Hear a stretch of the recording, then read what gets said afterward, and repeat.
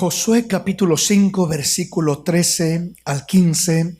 Leemos lo que dice la palabra del Señor en esta hermosa y maravillosa mañana. Nuestro tema, el príncipe de mis batallas, en su segunda parte. Veamos qué dice la palabra del Señor. Estando Josué cerca de Jericó, alzó sus ojos y vio a un varón que estaba delante de él, el cual tenía una espada desenvainada en su mano. Y Josué, yendo hacia él, le dijo: ¿Eres de los nuestros o de nuestros enemigos? Él respondió: no, mas como príncipe del ejército del Señor he venido ahora. Entonces Josué, postrándose sobre su rostro en tierra, le adoró y le dijo: ¿qué dice mi señor a su siervo? Y el príncipe del ejército del Señor respondió a Josué: quita el calzado de tus pies, porque el lugar donde estás es santo. Y Josué así lo hizo. Miramos lo que aconteció con Josué cuando estaba preparándose para conquistar aquella gran ciudad llamada Jericó. Y dice que estando Josué cerca de Jericó, alzó sus ojos y vio a un varón que estaba delante de él, el cual tenía una espada desenvainada en su mano. Y Josué, yendo hacia él, le dijo: ¿eres de los nuestros o de nuestros enemigos? Miramos primeramente, ¿verdad? Responde la escritura y dice el versículo 14: él respondió: no, mas como príncipe del ejército del Señor he venido ahora. Entonces Josué, postrándose sobre su rostro en tierra, le adoró y le dijo: ¿qué dice mi señor a su siervo? Y el príncipe del ejército del Señor respondió a Josué: quítate el calzado de tus pies, porque el lugar donde estás es santo. Y Josué así lo hizo. Miramos lo que significan estas declaraciones, y quiero ir avanzando. Miramos lo que significa la declaración: el príncipe del ejército del Señor. La declaración que tenía una espada desenvainada en su mano. La declaración: ¿eres de los nuestros o de nuestros enemigos? Puntos fundamentales en este pasaje a los cuales quiero prestar mayor atención en este tema. Entonces, cuando miramos que habla del príncipe del ejército del Señor, miramos que nos habla del soberano, el que tiene la soberanía. Cristo Jesús, nuestro Señor, es soberano, tiene control, tiene dominio. Hablar de príncipe del ejército del Señor describe la soberanía de nuestro Dios, nuestro Salvador, Jesús, nuestro Rey. Él no está adivinando las cosas, a ver si es o a ver si no es, a ver si sucede o a ver si no sucede. Él es el príncipe del ejército del Señor. Él es soberano en todo momento y en todo lugar. ¿Qué significa eso? Soberano es que Él tiene el dominio y el control completo sobre ángeles, demonios, problemas, tormentas, enfermedades. Todo está sujeto a sus pies, todo está bajo su control, todo está bajo su dominio. Él es soberano, bendito el nombre del Señor. La escritura lo describe más ampliamente en Efesios 1:21 de esta manera. Habla de Cristo y dice: Él está sobre todo principado y autoridad, poder y señorío, sobre todo nombre que se nombra, no solo en este siglo, sino también en el venidero. Está sobre todo principado, toda autoridad, todo poder y todo señorío, y tiene un nombre que está por encima de todo nombre, no solo en este siglo, sino también en el venidero. Esa es la soberanía de nuestro Rey, de nuestro Salvador. Está por encima de todo principado, de toda autoridad, de todo poder, de todo señorío. No hay nada ni nadie que esté por encima de nuestro Salvador. Ni siquiera el tiempo, ni siquiera el pasado, el presente o el futuro. Él tiene dominio y control sobre todo lo existente, lo visible y lo invisible. Él está sentado en su trono de autoridad. Bendito el nombre del Señor. Entonces Josué, en un inicio que no reconocía quién era este varón, este personaje, él estaba de alguna manera cuestionándolo, de alguna manera quizás preparándose para enfrentarlo en batalla. Pero cuando le dice: ¿eres de los nuestros o de nuestros enemigos? Y el Señor le responde: no, mas como príncipe del ejército del Señor he venido ahora. Le está declarando: yo soy el que está en control del asunto, Josué. No eres tú el que está en control, no eres tú el que está aquí dirigiendo las cosas. Yo soy el príncipe del ejército de tu Dios. Yo soy el que está al cargo, soy el que está al frente. No quieras tomar el mando de la situación, reconoce quién está al mando. Yo soy tu general, Josué. Ponte a mis órdenes y vas a mirar mi gloria. Confía en lo que yo quiero hacer, puedo hacer y voy a hacer, y vas a mirar mi poder como nunca lo has mirado en tu vida, Josué. Reconoce mi soberanía. Soy el príncipe del ejército del Señor. Y cuando Josué escucha eso, cambia completamente su actitud. Se humilla, se postra. ¿Qué dice mi Señor a su siervo? Cambia su desarrollo porque entiende quién era aquel personaje. Hermanos, nosotros necesitamos reconocer como Josué la soberanía de Dios, que no está el problema en control, que no está el enemigo en control, que no está la enfermedad en control, que es el Rey de Reyes y el Señor de Señores el que sigue en control de nuestra vida, de nuestra circunstancia, de nuestro problema. Aleluya. Porque ahí es el primer reto que tenemos, entendiendo la soberanía. Entender la soberanía de nuestro Dios es entender que nada ni nadie más está en control sino nuestro Salvador. Entonces por eso dice: y sobre todo nombre que se nombra, no solo en este siglo sino también en el venidero. Nombre de problemas, nombre de enfermedades, nombre de crisis, nombre de emociones, disfunciones, cualquier clase de opresión y de situación que turbe la vida del creyente. El Señor dice: yo soy soberano, yo estoy por encima de todo lo que te amenaza, de todo lo que te estorba. Yo soy soberano. Reconoce mi soberanía en medio de tus batallas. Reconoce mi soberanía en medio de tus problemas. Reconoce mi soberanía en medio de tu enfermedad, en medio de tu crisis nerviosa, en medio de tu depresión, en medio de tu ansiedad. Reconoce su soberanía y dile: Señor, quiero reconocer tu soberanía y no quiero, Señor, darle el señorío de mi vida a la enfermedad, al problema, a la ansiedad. Quiero, Señor, que tú reines sobre mi vida, sobre lo que me quiere gobernar. Tú reinarás sobre de ello y me darás libertad para la gloria y la honra de tu nombre. Aleluya. Entonces, el reconocer su soberanía, reconocerlo como el príncipe del ejército del Señor, significa reconocer su soberanía. Y esto incluye dos cosas principalmente. Lo primero, reconocer que Él está en control por encima de mis enemigos, problemas, situaciones, circunstancias, adversidades, etcétera. Reconocer que Él está en control. Segundamente dijimos: Él está en control de mi vida. O sea, no solamente que el enemigo no tiene control de mi vida, las circunstancias no tienen control de mi vida, sino que yo tampoco tengo el control de mi vida. O sea, yo no soy el que gobierno, controlo mi vida. Jeremías 10:23 lo dice de esta manera: conozco, oh Dios, que el hombre no es señor de su camino, ni del hombre que camina es el ordenar sus pasos. Conozco, oh Dios, me doy cuenta, Señor, que el hombre no es dueño de su camino. El hombre no tiene control de su camino. El hombre no tiene control de lo que le sucede, de lo que no le sucede, de lo que acontece, de lo que atraviesa. No entiende por qué pasa lo que pasa, por qué Dios permite lo que permite, por qué atravesamos lo que atravesamos. El hombre no es señor de su camino. Si el hombre fuera dueño de su camino, el hombre entonces fácilmente decidiría, elegiría lo que quiere que venga a su vida y lo que no. Pero no tenemos control de la vida. O sea, no tenemos control de lo que pasa a nuestro alrededor.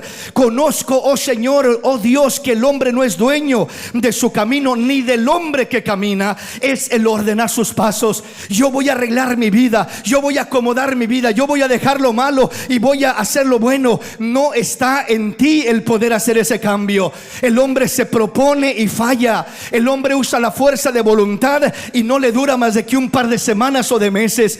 El hombre trata pero no llega a lograr lograr el objetivo, porque no es el hombre el que cambia, el que ordena sus pasos, es el Rey de los cielos el que cambia nuestra vida, el que ordena nuestro camino, el que cambia nuestra vida, nuestro corazón, nuestra forma de pensar. Él es el que cambia nuestra vida.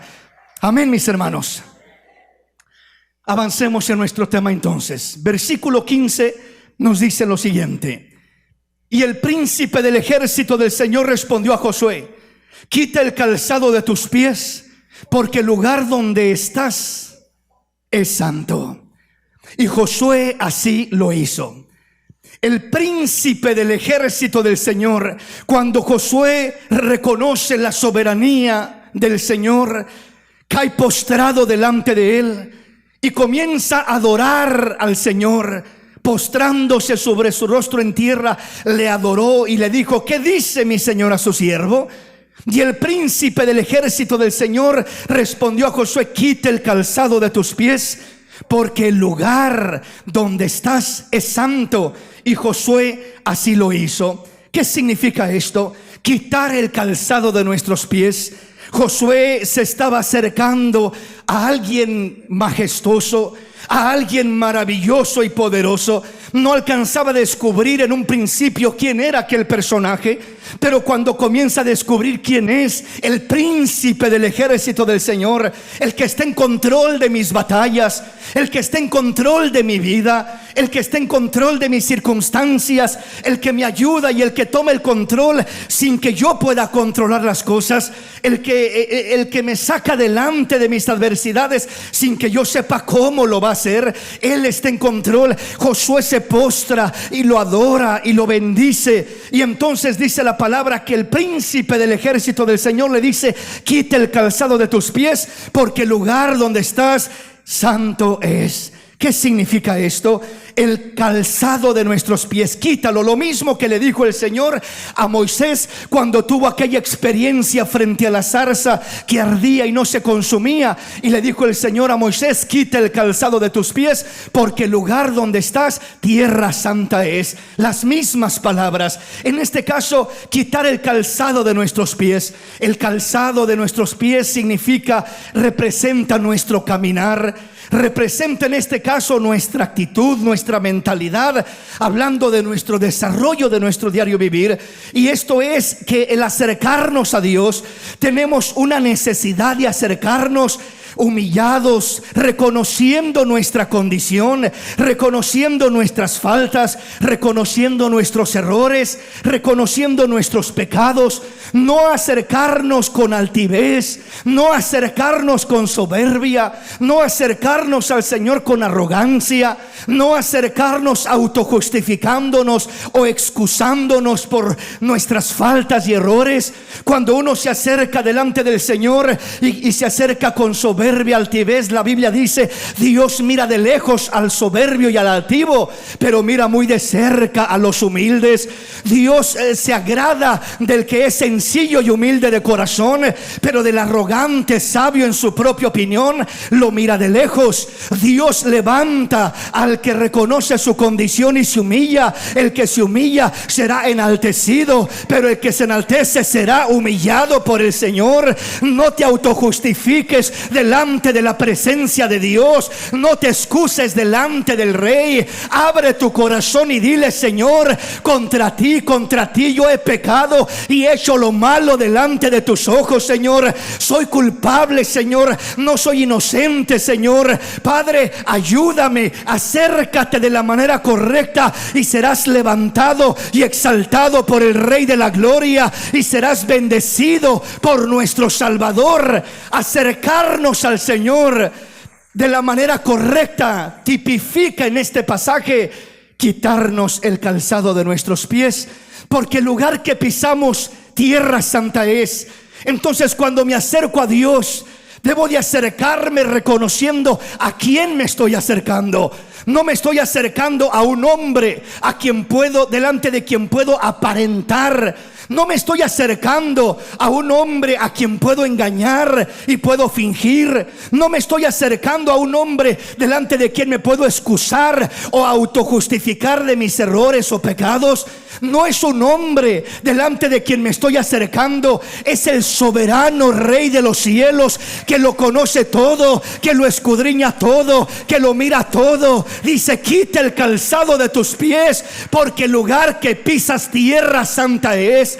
Delante de la santidad de Dios no nos queda más de que reconocer nuestra condición, nuestras faltas y errores, nuestros pecados, nuestras desviaciones, para que Él nos ayude a ordenar nuestros pasos, para que Él nos ayude a mejorar nuestro camino. Y de esta manera, al entrar humildemente delante de su presencia, humildemente no solamente es postrándonos, humildemente no solamente es llorando o derramando nuestro corazón, sino humildemente primeramente significa reconociendo mi condición, reconociendo mis faltas, mis errores, reconocer mi condición. Esto es lo que significa humildad, porque alguien puede acercarse postrándose y aún hasta llorando, pero no sea sincera con Dios, no reconoce delante de Dios su condición real. Y puede acercarse y aparentemente se está humillando, pero en esa supuesta humillación está diciendo: Señor, mira, tú sabes que fulanito es el culpable, que sutanito, que menganito, y culpamos a medio mundo y no reconocemos nuestra condición. Entonces, humillarnos delante de Dios comienza con reconocer nuestra condición. No me excusaré, no me autojustificaré, me humillaré diciéndole: Señor, tú escudriña los corazones y las mentes, mira mi vida, Señor, ayúdame, tú conoces mi condición. A ti no te puedo engañar, Señor. Engañaré al hombre, engañaré al esposo, engañaré a la esposa, engañaré a papá o a mamá, engañaré a los hermanos, pero delante de ti no puedo fingir, delante de ti no puedo aparentar. Voy a descubrir mi corazón, Padre, y te enseñaré mi condición para que me ayudes, me restaures, me levantes y bendigas mi vida. Amén, hermanos. Avancemos en nuestro tema. Génesis capítulo 3, versículo 23 y 24. Vamos a la palabra. Y lo sacó el Señor del huerto de Edén para que labrase la tierra de que fue tomado. Echó pues fuera al hombre y puso al oriente del huerto del Edén querubines y una espada encendida que se revolvía por todos lados para guardar el camino del árbol de la vida. Dice este pasaje que cuando el Señor trató con Adán y Eva, primeramente nos dice la Escritura que los confrontó en su desviación. Pasamos al siguiente punto, que es la espada desenvainada de aquel personaje que enfrentó Josué, del príncipe del ejército del Señor. Aquel hombre, aquel personaje traía su espada desenvainada. Y veamos qué tipifica esa espada desenvainada. En este pasaje dice que cuando Dios desde un principio confrontó a Adán y a Eva, los confrontó por su pecado, por su desviación. Y el Señor llegó paseándose en medio del huerto y dice que los buscaba y preguntaba: Adán, Adán, ¿dónde estás? Adán de repente responde de entre los árboles del huerto: acá estoy, Señor. ¿Y qué haces allá escondido? Tuve miedo, tuve vergüenza, me escondí. ¿Por qué te escondes? ¿Has comido acaso del fruto que te dije que no comieras? Y él comienza a decir: sí, comí de ese fruto, porque la mujer que tú me diste me dio a comer y yo comí. Y Dios le habla a la mujer y le dice: ¿qué has hecho, Eva? ¿Qué has hecho, mujer?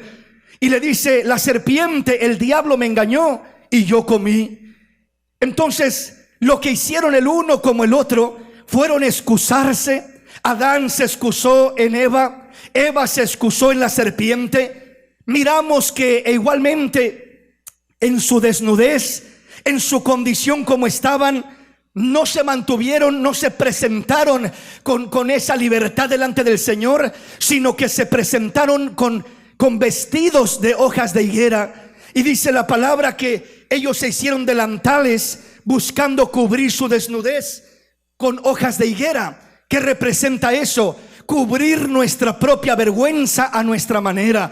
Eso significa excusarnos o autojustificarnos cuando le fallamos al Señor, cuando hacemos lo que no debemos. Nos cubrimos con hojas de higuera, buscamos pretextos, buscamos razones, buscamos justificaciones, buscamos excusas, nos convencemos a nosotros mismos de que no fue mi culpa, de que yo no quería hacerlo, de que no era mi intención. Comenzamos a convencernos a nosotros mismos en verdad de que no hay problema, de que no estamos mal, de que no fue tan grave lo que hicimos, de que el Señor sabe que somos humanos. Y comenzamos con toda esta mentalidad equivocada a coser hojas de higuera y a ir cubriendo nuestra vergüenza con esas hojas de higuera. Pues todos lo hacen, es la moda, es lo común, donde quiera pasa esto, es normal, etcétera, etcétera. Entonces, cuando tomamos esa mentalidad, tomando conceptos del mundo, ideas que están fuera de la palabra, fuera de la voluntad de Dios, es como coser hojas de higuera y comenzar a cubrirnos, a autojustificarnos. Y cuando uno hace eso, ¿qué es lo que está pasando con la vida de uno? No se está acercando como Josué, postrándose delante del Señor, reconociendo su soberanía, entendiendo que lo sabe todo. Queremos como engañar al Señor, queremos aparentemente convencer al Señor de que las cosas son de otra manera. Pero la palabra nos enseña, mis hermanos, que el Señor nunca puede ser burlado ni engañado. La palabra dice que Él mira a lo profundo del corazón, Él mira las intenciones del corazón, Él mira cada acción, cada obra. A Él no lo podemos engañar, ni siquiera tratemos. Es mejor humillarnos delante de Él y decirle: Señor, ayúdame, batallo con esto otro, te fallé acá, te fallé allá, ayúdame, Señor. No quiero vivir una vida desordenada, pecaminosa, fuera de tu voluntad. Quiero vivir una vida que te honre, que te agrade, que te glorifique. Entonces Adán y Eva fueron confrontados por Dios y ellos no se acercaron de la manera correcta delante del Señor. No se acercaron como lo dijo el Señor a Josué: quita el calzado de tus pies, porque el lugar que pisas santo es. Se acercaron con sus excusas, con su autojustificación, con todo aquello. ¿Y qué pasó como resultado de ello? Versículo 23: y lo sacó el Señor del huerto de Edén para que labrase la tierra de que fue tomado. Lo sacó el Señor del huerto de Edén. Como resultado perdieron su bendición, perdieron su comunión, perdieron lo más valioso que tenían. Fueron expulsados del huerto y fueron puestos a trabajar, a labrar la tierra de la que fueron tomados. Versículo 24: echó pues fuera al hombre y puso al oriente del huerto de Edén querubines y una espada encendida que se revolvía sobre todos lados para guardar el camino del árbol de la vida. Veamos qué es lo que hizo Dios una vez que lo sacó del huerto. Dice que puso una espada encendida. Lo sacó del huerto de Edén y puso querubines y puso una espada encendida que se revolvía por todos lados para guardar el camino hacia el árbol de la vida.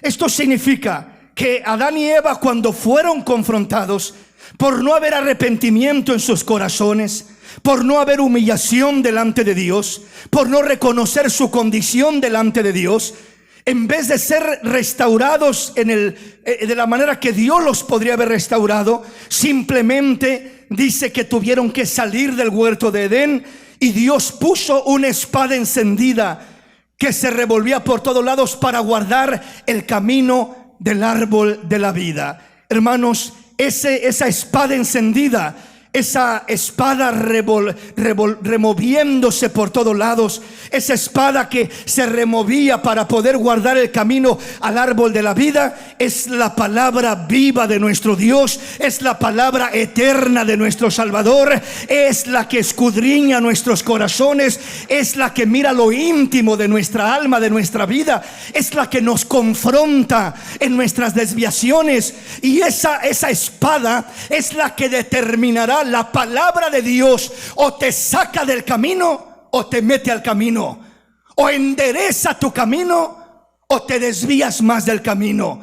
La palabra de Dios hace un efecto maravilloso y poderoso. En Juan capítulo 12 versículo 48 lo dice de esta manera la palabra: el que me rechaza y no recibe mis palabras tiene quien le juzgue. La palabra que he hablado, ella le juzgará en el día postrero. La palabra es la que juzga al hombre, es la que confronta al hombre, es la que viene a tratar con el hombre. Y siempre que la palabra trata con nosotros, repito, o la palabra nos endereza y nos mete al camino, cuando nos humillamos, cuando reconocemos, cuando abrimos el corazón, cuando le pedimos perdón, cuando quitamos la arrogancia, la soberbia, cuando hacemos a un lado la justificación y las excusas y le decimos: sí, Señor, yo te he fallado, ayúdame, restáurame, levántame, Señor, me voy a humillar para ser bendecido, para ser fortalecido. Ahí es donde Dios comienza a trabajar. De otra manera miramos que simplemente la misma palabra saca al hombre del camino. O sea, no hay una verdadera identidad, verdadera comunión. Tendrá religión, tendrá apariencia, tendrá hojas de higuera, pero no tendrá la viva presencia de Dios sobre su vida. No disfrutará del huerto de Edén, no vivirá en ese huerto. ¿Qué tipifica el huerto de Edén? El huerto de Edén tipifica el lugar, el ambiente donde hay relación con Dios, donde hay comunión, donde caminamos con Dios, donde platicamos con Dios, donde aunque haya problemas afuera de nosotros, vivimos en un huerto, en una presencia que nos da paz, que nos da descanso, que nos da gozo, que nos da alegría. Esa es la presencia de Dios. Hebreos capítulo 4 versículo 13. Veamos qué es lo que nos dice la palabra. Versículo 12 y 13, Hebreos capítulo 4. Porque la palabra de Dios es viva y eficaz, y más cortante que toda espada de dos filos, y penetra hasta partir el alma y el espíritu, las coyunturas y los tuétanos, y discierne los pensamientos y las intenciones del corazón. Y no hay cosa creada que no sea manifiesta en su presencia. Antes bien, todas las cosas están desnudas y abiertas a los ojos de aquel a quien tenemos que dar cuenta. La palabra, el poder de la palabra. Entonces la palabra dice aquí que porque la palabra de Dios es viva y eficaz. No es una palabra muerta, no es una filosofía muerta, no es simplemente una teoría como lo que el mundo tiene, no es una ciencia más de esta tierra, no es una historia que estamos leyendo cuando leemos la Biblia. Son eventos históricos, claro, pero la palabra es viva y eficaz. Aunque pasaron lo que está escrito, aunque pasó hace cerca de 2000 años, hace cerca de 3000, de 5000 años, algunas otras cosas, ¿verdad? En el Antiguo Testamento, aunque muchas cosas pasaron hace muchos años atrás, la palabra que está escrita es viva y es eficaz. Sigue teniendo poder para cambiar las vidas en este tiempo presente. Después de 2000 años no pierde poder la palabra, porque es el verbo hecho carne, es la palabra del Dios viviente. Entonces es viva y es eficaz. Pero me llama la atención la siguiente frase que dice: y más cortante que toda espada de dos filos. Entonces cuando miramos que es más cortante que toda espada de dos filos, lo que miramos que una espada de dos filos corta por ambos lados. ¿Qué significa cortar por ambos lados? Te confronta a ti y confronta a tus enemigos. Te confronta a ti. La palabra de Dios, antes de confrontar a tus enemigos, primero te confronta a ti. Antes de arreglar la vida de tu esposo, de tus hijos, de tus parientes, de aquellos por quien tú quieres por quien estás pidiendo para que el Señor trate con ellos, los arregle, los cambie, primero comienza con nosotros. Siempre primero comienza con nosotros. Es una espada de dos filos que primeramente trata con un filo, y luego trata con aquellos por quien estamos pidiendo. Muchas veces Dios no ha hecho esa obra que estamos pidiendo que haga. Señor, cambia a mi esposo. Señor, cambia a mi hijo. Señor, cambia a mi esposa. Cambia a mi papá. Cambia a fulano. Cambia a sutano. Porque muchas veces el Señor quiere comenzar primeramente cambiándonos a nosotros. Quiere comenzar cambiándome a mí. Si le doy lugar en mi vida para que me cambie a mí, entre más lugar le doy en mi vida para que me cambie a mí, automáticamente cambiará a mi hijo, a mi esposo, a mi esposa. Cuando hace el cambio en mi vida, hará el cambio en aquellos por quienes estoy pidiendo. Hará el cambio en los demás. Pero si yo le pido que cambie a los demás, y en veces sin darme cuenta, Dios lo que dice es: el primero que necesita el cambio eres tú. La primera que necesita el cambio eres tú. Entonces, siempre que pedimos: Señor, mira la situación, mira el problema, mira fulanito, mira sutanito, Dios dice: yo lo veo, yo sé el problema que hay ahí, pero yo quiero comenzar contigo. La espada desenvainada tiene dos filos. Te confronta a ti primeramente. Quiere arreglar tu vida, quiere ordenar tu vida, quiere cambiar tu vida primeramente. Y segundamente, quiere cambiar a aquellos que te rodean. Quiere cambiar a tu familia. Quiere obrar en aquellas peticiones que tú tienes en tu corazón. Quiere trabajar en la vida de tus seres queridos, etcétera. Pero primero comienza con nosotros. Y por eso le decía, la palabra de Dios es siempre con dos filos. La palabra o me mete al camino del Señor, o simplemente termino saliéndome más del camino porque me siento incómodo con la palabra. Una persona que constantemente escucha la palabra de Dios, generalmente la palabra o lo mete al camino o lo saca del camino. ¿Cómo es que lo mete? ¿Cómo es que lo saca? Lo mete al camino porque abre su corazón a la palabra, se humilla, trata con él, y el Señor lo ordena sus pasos, su caminar, y lo acomoda en el camino en el que debe andar, y de esa manera lo mete al camino. Pero al que no lo mete al camino y sigue fuera del camino, viviendo una vida desordenada, generalmente la palabra le está golpeando cada mensaje, cada palabra, y lo siente la persona como indirectas muchas veces. En ocasiones dice: ¿no será que le dijeron al predicador, al pastor, verdad, lo que yo he hecho? Alguien fue ya por ahí a acusarme. Piensan muchas personas cuando recién comienzan: le contaron mi vida al pastor o al predicador, porque está hablando todo lo que se concierne a mi vida. No es el predicador, no es el pastor, es el Dios de los cielos el que está queriendo tratar con tu vida, el que está queriendo ordenar tu vida, ordenar tus pasos. Pero generalmente la mayoría de personas, cuando es confrontada constantemente con la palabra, o la palabra lo mete y lo va ordenando en el camino de Dios, o mejor se va alejando porque se siente confrontado, reprendido por la palabra. ¿Sí me explico? Y se siente incómodo porque siempre es la palabra hablando a nuestra vida. Vayamos a la escritura y veamos un ejemplo más amplio. Apocalipsis capítulo 2, versículo 12 al 17. Y escribe al ángel de la iglesia en Pérgamo: el que tiene la espada aguda de dos filos dice esto: yo conozco tus obras y donde moras, donde está el trono de Satanás, pero retienes mi nombre y no has negado mi fe, ni aun en los días en que Antipas, mi testigo fiel, fue muerto entre vosotros, donde mora Satanás. Pero tengo unas pocas cosas contra ti, que tienes ahí a los que retienen la doctrina de Balaam, que enseñaba a Balac a poner tropiezo ante los hijos de Israel, a comer de cosas sacrificadas a los ídolos y a cometer fornicación. Y también tienes a los que retienen la doctrina de los Nicolaitas, la que yo aborrezco. Por tanto, arrepiéntete, pues si no, vendré a ti pronto y pelearé contra ellos con la espada de mi boca. El que tiene oído, oiga lo que el Espíritu dice a las iglesias. Al que venciere, daré a comer del maná escondido, y le daré una piedrecita blanca, y en la piedrecita escrito un nombre nuevo, el cual ninguno conoce sino aquel que lo recibe. Qué hermoso, ¿verdad? El Señor escribiendo a la iglesia de Pérgamo y le dice: el que tiene la espada aguda de dos filos, dice esto. El que tiene la espada aguda de dos filos, dice esto.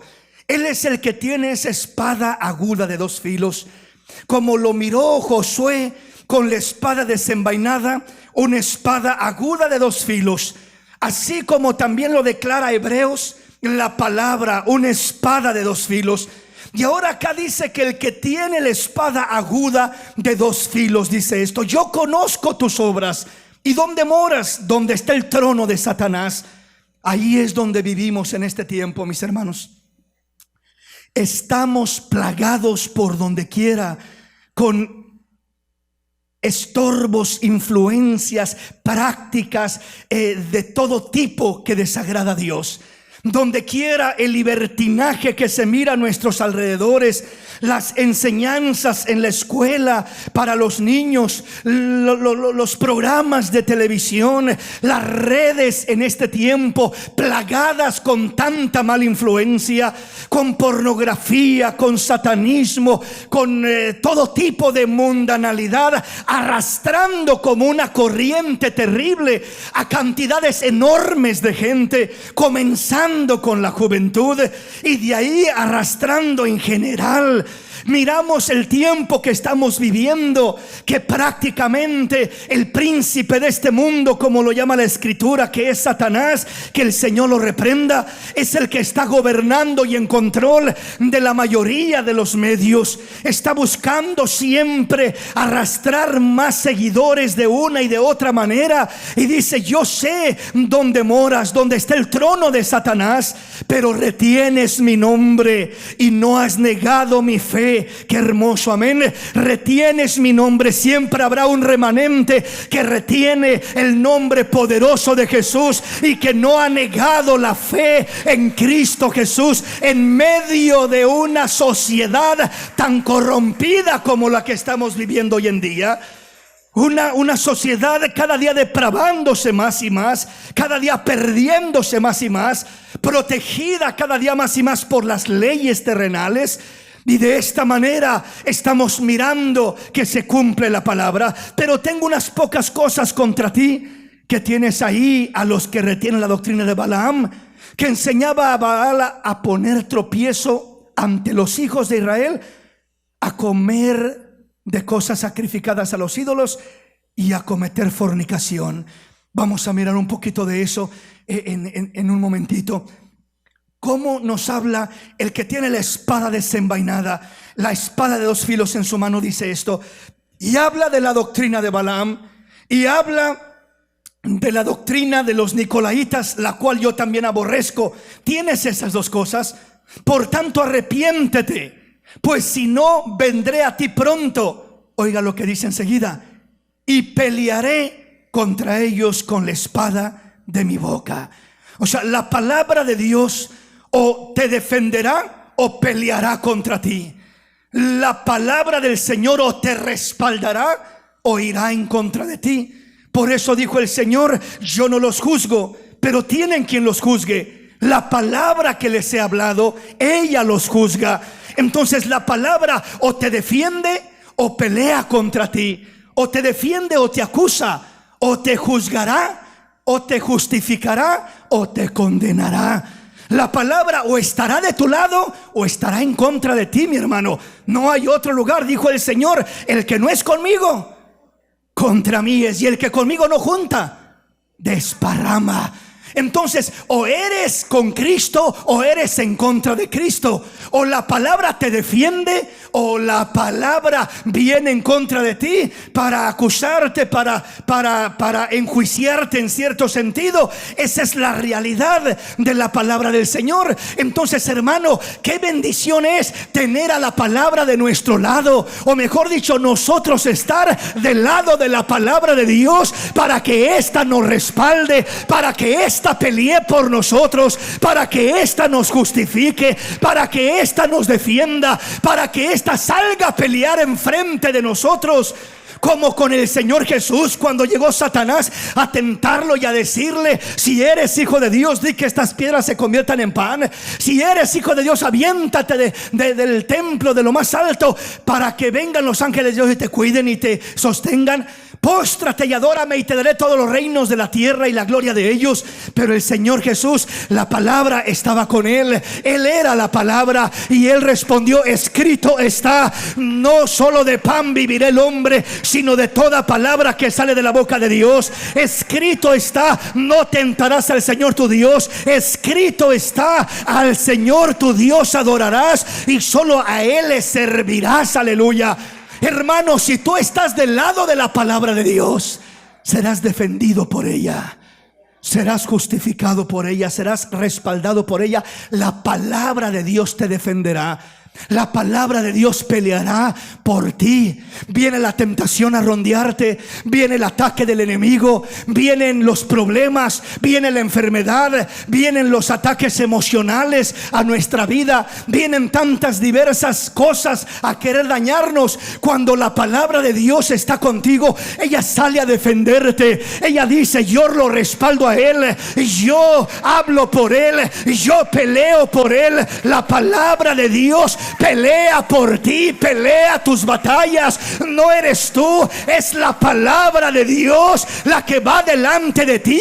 Cuando es parte de tu ser, cuando es tuya esa palabra, cuando te has adueñado de ella. Y cuando digo adueñado de ella, me refiero, la has recibido en tu corazón para creer en ella y para practicarla como parte de tu vida.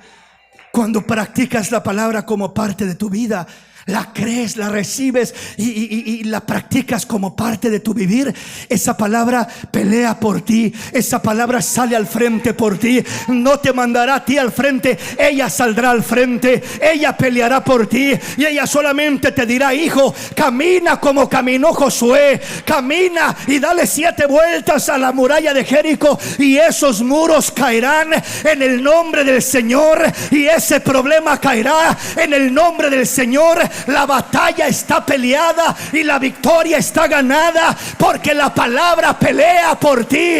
La palabra pelea tus batallas. La palabra pelea tus batallas. Hermano, ¿cuándo es cuando la palabra pelea mis batallas? Cuando la recito simplemente y la digo y la digo y la digo 20 veces, 30, 50 veces, hermano. La puedes repetir noche y día como un perico y no va a hacer efecto en tu vida. Sí, la clave está en creerla y obedecerla.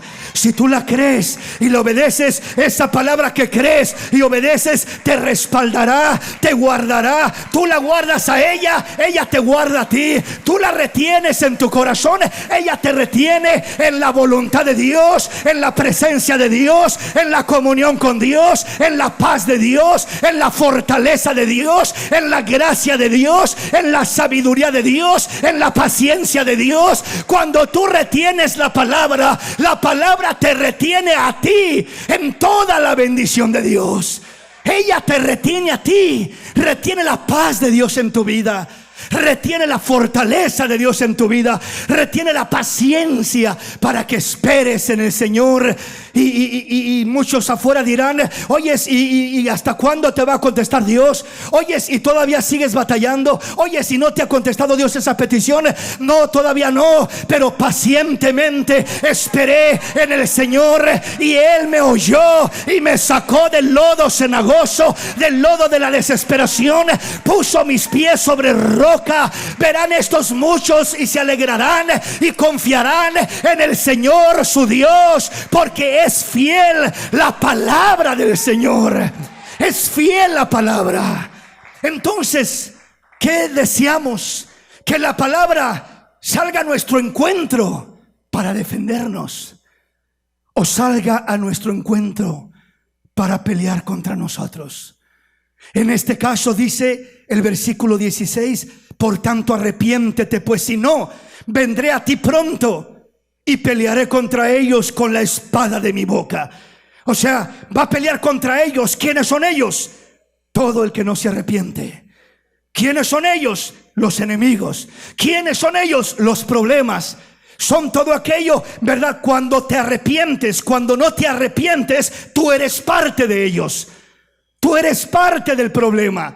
Tú eres parte de aquello que está fuera del orden, fuera de la voluntad de Dios. Por eso dice, por tanto, arrepiéntete, ordena tu vida, pues si no vendré pronto, voy a venir pronto y pelearé contra ellos con la espada de mi boca. Entonces, el pelear contra ellos es pelear contra problemas, contra enemigos, es pelear contra todo aquel que no se ha arrepentido, todo aquel que no está dentro de la palabra, con la palabra a su lado, respaldado por la palabra, sino que va en su propia fuerza, en su propia voluntad, en su propio camino, queriendo hacer las cosas a su manera. Veamos un ejemplo y le termino. Números capítulo 22. Decía el Señor a la iglesia, le decía claramente a la iglesia de Pérgamo, que acabamos de leer, que tenía que arrepentirse. De otra manera vendría y pelearía con la espada de su boca. Veamos cómo lo hizo el Señor en el antiguo tiempo, peleando con la espada de su boca. Números capítulo 22, versículo 21, nos habla de la historia de Balaam, lo que aconteció con este hombre. Un hombre que fue en cierto sentido reconocido como profeta en un momento, pero después, desviándose por el lucro del dinero, por la conveniencia, por su propio gusto, su propio placer. Veamos cómo lo dice, ya que a la iglesia de Pérgamo le habla: tengo contra ti que tienes la doctrina de Balaam, que enseñó a mi pueblo a comer de lo sacrificado a los ídolos y a fornicar. Veamos qué dice la palabra. Así Balaam se levantó por la mañana y enalbardó su asna, y fue con los príncipes de Moab.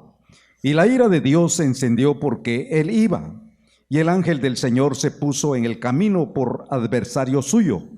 Iba pues él montado sobre su asna, y con él 2 criados suyos. Y el asna vio al ángel del Señor que estaba en el camino con su espada desnuda en su mano, y se apartó el asna del camino e iba por el campo. Entonces azotó Balaam al asna para hacerla volver al camino. Pero el ángel del Señor se puso en una senda de viñas que tenía pared a un lado y pared al otro. Y viendo el asna, el ángel del Señor se pegó a la pared y apretó contra la pared el pie de Balaam, y él volvió a azotarla. Y el ángel del Señor pasó más allá y se puso en una angostura donde no había camino para apartarse, ni a derecha ni a izquierda. Y viendo el asna, el ángel del Señor se echó debajo de Balaam, y Balaam se enojó y azotó al asna con palo. Entonces el Señor abrió la boca al asna, la cual dijo a Balaam: ¿qué te he hecho que me has azotado estas 3 veces? Y Balaam respondió al asna: porque te has burlado de mí. Ojalá tuviera espada en mi mano, que ahora te mataría. Y el asna dijo a Balaam: ¿no soy yo tu asna? Sobre mí has cabalgado desde que tú me tienes hasta este día. ¿He acostumbrado a hacerlo así contigo? Y él respondió: no. Entonces el Señor abrió los ojos de Balaam y vio al ángel del Señor que estaba en el camino y tenía su espada desnuda en su mano. Y Balaam hizo reverencia y se inclinó sobre su rostro. Y el ángel del Señor le dijo: ¿por qué has azotado tu asna estas 3 veces? He aquí, yo he salido para resistirte, porque tu camino es perverso delante de mí. El asna me ha visto y se ha apartado luego delante de mí estas 3 veces. Y si de mí no se hubiera apartado, yo también ahora te mataría a ti, y a ella dejaría viva. Qué tremendo, ¿verdad? La ceguera de este hombre, que Balac le ofreció tesoros, recompensas, regalos, para que fuera a maldecir al pueblo de Israel. Dios le dijo: no vayas, porque este pueblo bendito es. Y él siguió insistiendo: Señor, mira, han vuelto a venir con mayores ofrendas, ¿me dejas ir? ¿Qué dices tú? no vayas, vuelve a decirle el Señor, y vuelve a mandar más príncipes Balac con mayores regalos. Y Balaam dice: déjeme consultar al Señor, y vuelve a consultarlo. Señor, mira que vinieron a mí para decirme que si puedo ir, puedo ir. Y el Señor le dice: pues anda, ve. Entonces el Señor al final le dio permiso para ir. Pero ¿por qué le dio permiso? Y al final miramos en el versículo 22 que dice: y la ira de Dios se encendió porque él iba. O sea, dice que Balaam se levantó por la mañana, enalbordó su asna y fue con los príncipes de Moab, y la ira de Dios se encendió porque él iba. Si usted lee el contexto anterior, Dios le dio permiso a este hombre para que fuera, ¿verdad? Y le dijo: pero dirás lo que yo te diga y no lo que tú quieras, ¿verdad? Pero le dio permiso. Pero ese permiso que le dio no fue un permiso absoluto de su perfecta voluntad. Fue un permiso permisivo, es decir, la voluntad permisiva. ¿Qué significa esto? En la voluntad de Dios hay dos conceptos: la voluntad absoluta de Dios, perfecta, buena y hermosa, y la voluntad permisiva, que en otras palabras es Dios permitirle al hombre que haga lo que quiere, que haga lo que desea, porque insiste tanto en que: mira, quiero esto, me dejas. Como aquel niño, ¿verdad?, que va con mamá: mira, me compras esto. No, mi hijo, ahorita no hay. Ándale, cómpramelo, mamá, que ahorita no me, que ándale. Y ahí está, que dale y dale y dale, ¿verdad? Hasta que mamá, en veces por vergüenza, por pena, ahí en la tienda, lo que sea: agárralo pues, muchacho, tráelo. Pero no es que fuera la voluntad de mamá comprarle aquel detalle. Pues con Dios, Dios conoce las intenciones de nuestro corazón. Decía la palabra en Hebreos 4, 12 y 13 que escudriña lo más profundo y mira las intenciones del corazón. Entonces, cuando Él mira nuestras intenciones y Él mira que la intención de tu corazón ya se propuso, ya te propusiste en el corazón hacer lo que tú quieres hacer. Yo quiero esto, Señor, yo quiero esto. Hijo, pero mira, eso no es lo que tengo para ti. Mira, piénsalo, mira, no te conviene. Mira aquí, mira allá. Señor, pero ándale, mira. Y en veces decimos: voy a ayunarle al Señor para que me dé esto. No le voy a ayunar al Señor para que me guíe y me dirija a ver qué tiene para mí. Le voy a ayunar al Señor para que me dé lo que yo quiero que Él me dé. Esa es una actitud errada, que mucho pueblo busca a Dios de esa manera. Piensa que si oro mucho, si ayuno mucho, si hago esto, si hago lo otro, para que Dios me dé lo que tanto deseo, Dios me lo va a dar. Y muchas veces Dios te lo puede dar, pero no porque era su voluntad para tu vida, sino porque simplemente miró tu aferramiento a tu corazón, que ya estaba determinado en tu corazón que tú querías aquello, y nadie te iba a hacer cambiar de pensamiento. Entonces, hermanos, de esa manera buscó Balaam al Señor, y esa no es la manera correcta de buscar al Señor. La manera correcta no es buscarlo para que Él me dé lo que yo quiero, no es buscarlo para que Él me respalde como yo quiero, es buscarlo para que Él me guíe, me dirija. Él es soberano, que Él me enseñe el camino, que Él me enseñe lo que tiene para mi vida, que Él me enseñe su voluntad absoluta y no me permita caminar en la voluntad permisible. Es decir, te voy a permitir lo que tú quieres porque es lo que hay en tu corazón. Y si tanto lo quieres, pues adelante. Dios permitió que Balaam fuera, y dice que el ángel del Señor se puso en su camino por adversario. Ese es el problema cuando hacemos las cosas a nuestra manera. Ese es el problema cuando nos salimos de la voluntad absoluta de Dios y comenzamos a caminar en la voluntad permisiva de Dios. Permisiva simplemente significa Dios respeta lo que tú decides. Dios respeta tu voluntad. Yo quiero esto, pues bueno, Dios no te va a impedir hacerlo, no te va a impedir obtenerlo, aunque al final de cuentas, en vez de traerte bendición, te pueda traer un dolor de cabeza. En vez de traerte paz y alegría, te pueda traer sufrimiento y dolor. Pero Dios permite, cuando el hombre elige, decide en su libre albedrío lo que él quiere hacer, Dios lo permite. Pero no es la voluntad permisiva la que trae la gloriosa bendición de Dios, es la voluntad absoluta. Y la voluntad absoluta no viene cuando yo hago lo que yo quiero y le insisto a Dios para que me dé lo que yo quiero y me deje ir a donde yo quiero y me permita hacer lo que yo quiero. La voluntad absoluta es cuando yo me rindo, me postro delante de Él y le digo: sea tu voluntad y no la mía, Señor. Tu voluntad en el cielo, así, Señor, en mi vida también sea hecha. Lo que tú dices, lo que tú quieres, como tú quieres, y de esa manera seré bendecido. Entonces Balaam va en su voluntad permisiva, va en su propio deseo a querer obtener el beneficio material, la ofrenda que le iba a dar el rey Balac. Y dice que de repente el ángel del Señor le sale por adversario. Dice el versículo 22. Y el versículo 23 dice: y el asna vio al ángel del Señor que estaba en el camino con su espada desnuda en su mano. Allí estaba el ángel del Señor una vez más, con la espada desnuda, desenvainada, similar a lo que miró Josué. Algo parecido. Y allí estaba con la espada desnuda. Y dice la palabra que de repente el asna se apartó del camino e iba por el campo. O sea, entre las hierbas, entre los matorrales, entre los árboles, ahí quizás raspándose, rasguñándose, porque cuando uno va en el campo, ¿verdad?, y se sale del camino en una bestia de carga, un asna, ¿verdad?, eso es lo que pasa. Mientras va en el camino está todo bien, pero se sale del camino y comienza a ser arañado por lo que haya, ¿verdad? Ahí hay árboles, ahí hay nopales, hay lo que sea, y ahí le araña los pies y le araña, ¿verdad?, lo que alcanza a arañarle, porque va entre el monte, no va por el camino. Pues así comenzó a salirse la asna. Pero Balaam pensaba que se le estaba revelando la asna. Era una asna mansa, era una asna obediente, y de repente se le comienza a revelar saliéndose del camino y se le va por el monte. ¿Por qué razón? Balaam se enoja y comienza a maltratarla y comienza a azotarla. 3 veces sucedió lo mismo.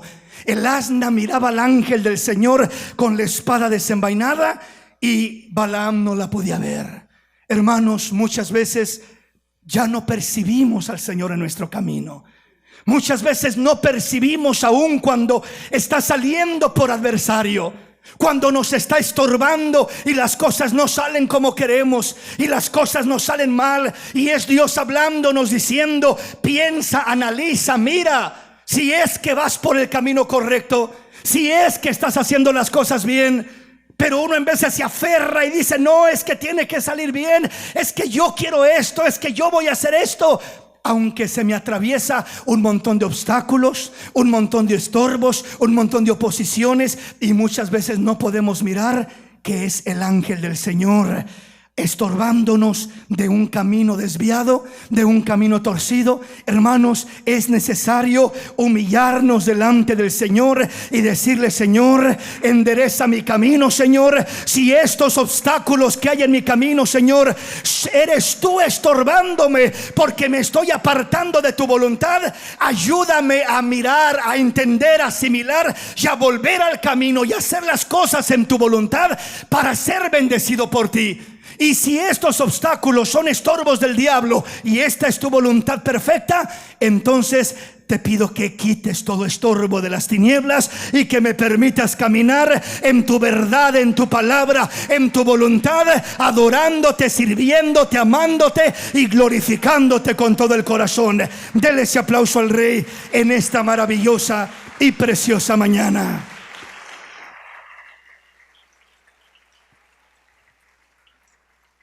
Imagínese, le termino con esto. Cuando Balaam de repente, ya la tercera vez, ¿verdad?, golpea y golpea al asna, y Dios le abre la boca al asna para que hable con voz de hombre. Y comienza la asna a decirle: ¿por qué me golpeas? ¿Qué te he hecho? No me has tenido desde que me tienes y te he sido fiel, he sido mansa, obediente, y ahora ¿por qué me golpeas? Imagínese, hermano, el simple hecho de estar discutiendo con una asna de carga. ya solo con pensar en eso es algo que da miedo, ¿verdad? Porque al pasar eso yo creo que yo no me pondría, no seguiría discutiendo con la asna, ¿verdad? Saldría corriendo, ¿verdad? Porque eso ha de ser una experiencia terrible. Pero ni siquiera por oír la voz de una asna hablando entendía que Dios estaba en el asunto. Entendía que Dios quería enderezar los pasos de Balaam. Sin embargo, no entendió hasta que Dios le abre los ojos y ve al ángel del Señor con la espada desenvainada en su mano. Y entonces el ángel le dice: si esta asna no se aparta del camino y sigue derechita como tú querías, a ti te quito la vida. Y a ella la dejo ir libre. A ella la dejo que siga su camino porque es inocente, y a ti te hubiera decapitado, a ti te hubiera matado. Hermanos, el Señor se le puso por adversario. ¿Por qué razón? Porque él no estaba en su voluntad. No estaba en la voluntad perfecta de Dios, absoluta de Dios. Estaba en la voluntad permisiva. Y comenzó a mirar al ángel del Señor que estaba como adversario en su camino. Hermanos, no queremos que el ángel del Señor esté como adversario nuestro en nuestro camino. Yo no quiero los ángeles de Dios como adversarios contra mí. Yo quiero los ángeles de Dios que acampen conmigo y me defiendan de maldad, de peligro, de acechanzas. Yo quiero la alianza con los ángeles de Dios y no tenerlos como adversarios. Entonces dice la palabra que el ángel del Señor acampa alrededor de los que le temen y los defiende. Entonces aquí no miramos al ángel del Señor acampando alrededor de Balaam para defenderlo. Miramos al ángel del Señor acercándose para confrontarlo y para enjuiciarlo de cierta manera. Venía con la espada desenvainada, pero miramos que una asna le salvó la vida a Balaam. Dios usó aquella asna para hablarle y al final de cuentas pudo ver al ángel en el camino. Nosotros, entre más buscamos a Dios con un corazón sincero, no con un corazón determinado a hacer lo que nosotros queremos y solo buscando la aprobación de Dios a lo que nosotros ya decidimos, sino buscando con sinceridad: Señor, enséñame, muéstrame el camino por el que debo de andar. Y la palabra dice: ¿quién es el hombre que teme al Señor? Él le enseñará el camino por donde debe de andar. Bendito el nombre del Señor. El temor del Señor en el corazón, el respeto a Dios, la obediencia a Dios, el amor a Dios en nuestro corazón es lo que nos guía por el camino correcto.